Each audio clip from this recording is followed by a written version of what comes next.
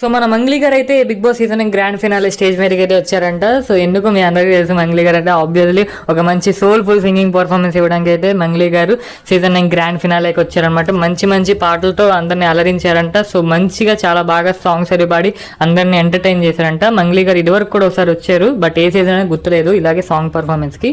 So ఆవిడ songs బాగుంటాయి కాబట్టి ఆబ్వియస్లీ ఆఫ్ కోర్స్ మనం అందరం ఎంటర్టైన్ అవుతాం. సో అది పక్కన పెట్టేస్తే ఇంకా మనకి ఆల్రెడీ తెలుసు సంజన గారు 5th ఎలిమినేషన్లో భాగంగా ఇంటి నుంచి బయటకు వస్తారు. 4th ఎలిమినేషన్ ఎవరు అనేది అయిన వెంటనే వీడియో పెడతాను.